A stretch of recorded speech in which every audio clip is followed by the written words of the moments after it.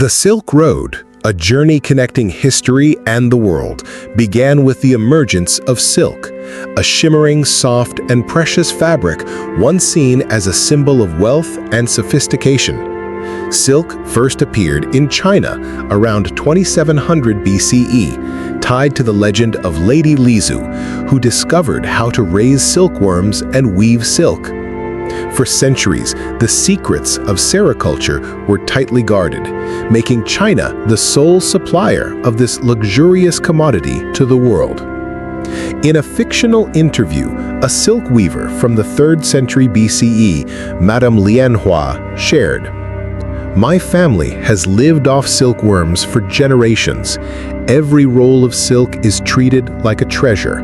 No one is allowed to reveal the weaving techniques, even under torture.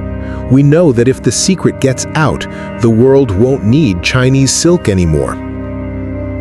Around the 2nd century BCE, the Han Dynasty established trade links with Central Asia. General Zheng Qian was sent on a diplomatic mission, opening a network of routes from Chang'an, modern-day Xi'an, across the Taklamakan Desert, through treacherous mountain ranges like the Tian Shan, all the way to Persia, Syria, and the Mediterranean. This network became known as the Silk Road, a vast trade route stretching thousands of kilometers, where goods, ideas, religions, and even diseases traveled together. A fictional Sogdian merchant, Artaban, recalled, "We had to cross the desert for weeks. The sandstorms were fierce, water was scarce, camels exhausted. But the rewards were priceless: pearls, spices, fine fabrics. Every journey was a gamble between life and death." Though named after silk, the road traded far more than just silk. Spices from India, gemstones from Persia, glassware from Rome, paper from China, and even horses, slaves, and weapons were exchanged. It was a melting pot of Buddhism, Islam, Christianity, and Zoroastrianism.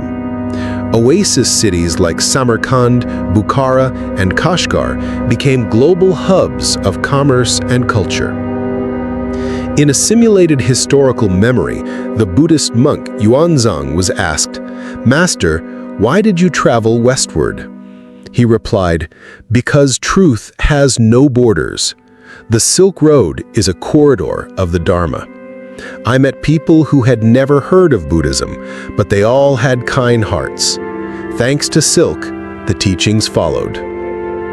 Empires along the Silk Road, such as the Han, the Sassanid Empire, the Abbasid Caliphate, and especially the Mongol Empire under Genghis Khan and Kublai Khan, played pivotal roles.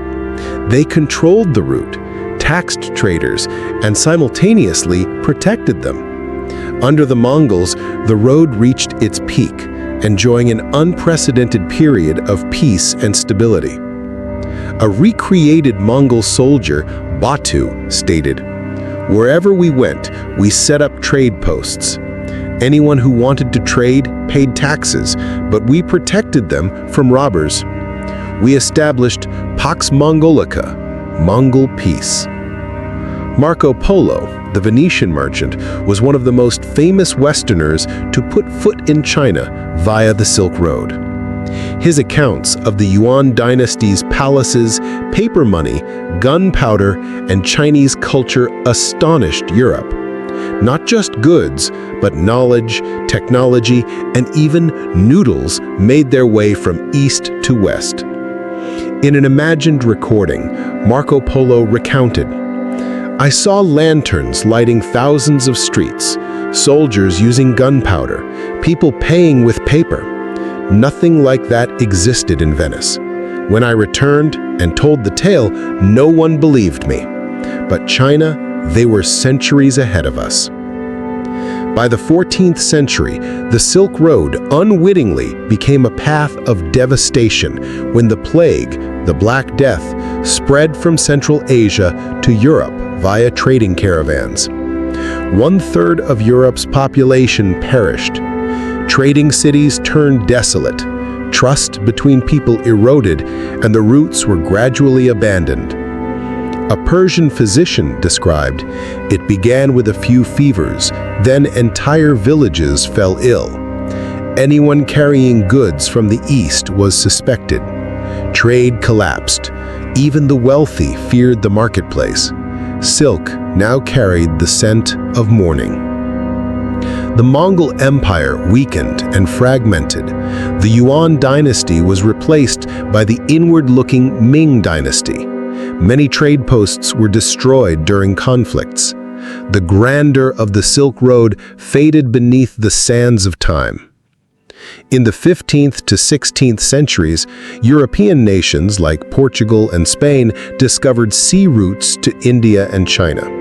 The maritime Silk Road was born, replacing the old land route with faster, safer sea voyages. Merchants now traveled by sailing ships, carrying more goods with greater security. In 2013, China launched the Belt and Road Initiative, aiming to revive the spirit of the Silk Road by connecting Asia, Europe, and Africa through railways, highways, ports, and digital infrastructure. It became the largest infrastructure development project in the world, involving over 150 countries. China has constructed rail links to Europe, ports in Pakistan, Kenya, and Greece, and rolled out 5G networks across developing nations. However, many countries express concern about debt traps, political influence, and strategic competition with the US, EU, and India. A modern economist commented, "Today's Silk Road no longer carries silk. It carries data, technology, and political influence. But the principle remains the same. Whoever controls the route controls the future." The Silk Road, from ancient camel caravans to modern high-speed trains, stands as a symbol of the human desire to connect, cooperate, and explore. It bears witness to prosperity and decline, peace and conflict, innovation and rivalry. Above all, it reminds us that the world is woven from invisible threads between people. If we value diversity and choose dialogue over confrontation, then the Silk Road, past or present, will forever remain a path of hope and a bridge to the future.